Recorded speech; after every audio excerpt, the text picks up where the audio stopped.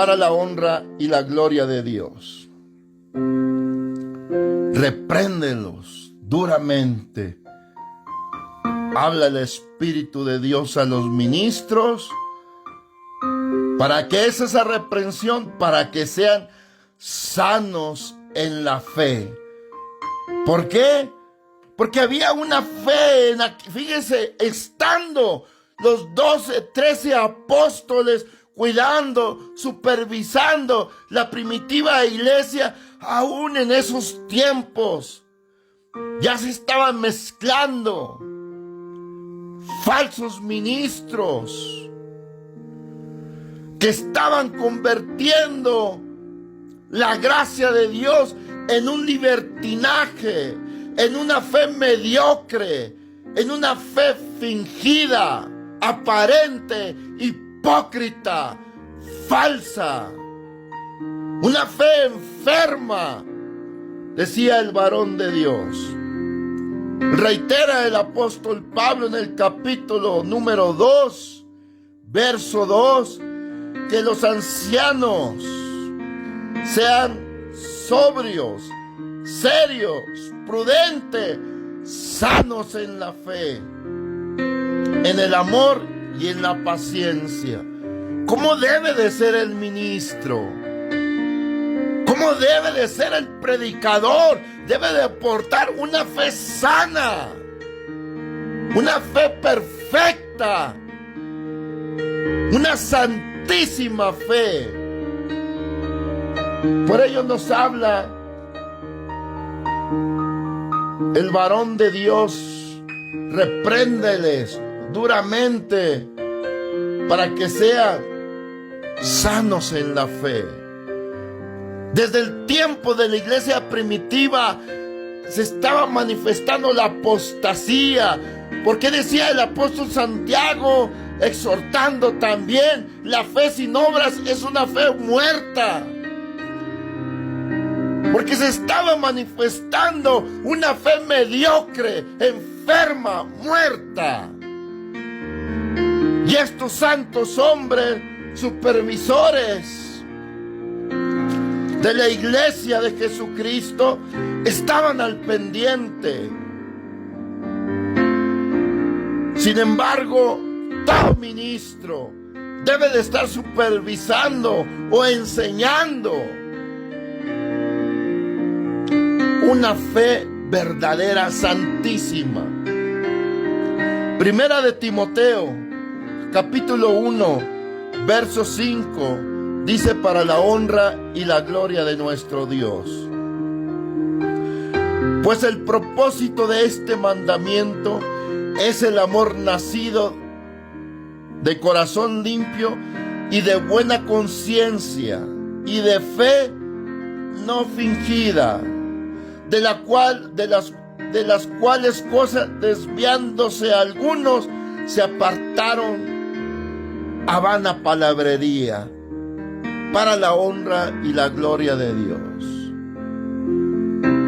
¿Qué le hablaba el apóstol Pablo al ministro evangelista Timoteo? ¿Cuáles eran las instrucciones que había en la iglesia primitiva? Que hubiese en la iglesia, en el creyente, una fe legítima, santísima, verdadera. Y no, como lo dice así aquí, el propósito de este mandamiento es el amor nacido de corazón limpio y de buena conciencia y de una fe no fingida. ¿Qué acontecía? Miraban gente aparente, que aparentaban, fingían tener fe. Finge el hombre. Dices tener fe ya nomás porque hace una crucecita con los dedos y se toca la frente y un hombro y finge ser una persona de fe. Por la mañana, aproximadamente a las 4 o 5 de la mañana, platicaba con un hombre, un anciano, un hombre como de 70 años. Este hombre, al platicar, me comentaba y me decía, yo veo algo y lo admiro, y usted está joven, me decía así este hombre. Admiro que usted estando tan joven, ¿cómo es que usted lee la Santa Biblia? Y él me decía en estas palabras, yo que soy una persona católica, desde mi juventud tengo años, no leo la Biblia. En toda mi vida católica no leo la Biblia. Y admiro cómo usted, lo que me está hablando, todo me dice capítulo, verso. Le hablaba a tu servidor tocante el tema de los templos, el significado.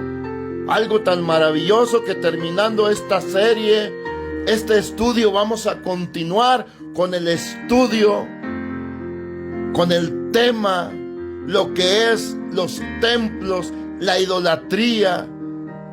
Mucha gente me pregunta y se hace la pregunta, ¿es necesario estar en un templo para que Dios me perdone, para que yo tenga la vida eterna? ¿Es necesario ser parte de una organización para que Dios me dé la vida eterna cuando muera? Y de ahí vamos a desarrollar un estudio tocante el tema de los templos y la idolatría, un estudio maravilloso que estamos meditando en él, estamos estudiando cómo el hinduismo tiene más de 1,000 millones de feligreses y hacen unos templos maravillosos de oro, de plata, templos maravillosos, grandes, para aquellos lugares de Asia. Los monjes del Asia, de aquella religión budista, tienen unos templos maravillosos y todo tiene una razón por qué se hace. Vamos a estar en ese estudio, primeramente Dios, concluyendo este tema que estamos hablando de tiempos proféticos. Continuamos hablando el apóstol de Jesucristo. Aquí en 1 Timoteo capítulo 1 verso 5, cómo nos enseña el varón de Dios que existe una fe fingida, aparente. Aparenta la gente y desgraciadamente esa aparente fe fingida, mediocre, falsa, hipócrita que tiene el hombre se va heredando. Se va heredando por las generaciones ese tipo de fe fingida, de fe hipócrita, de fe aparente.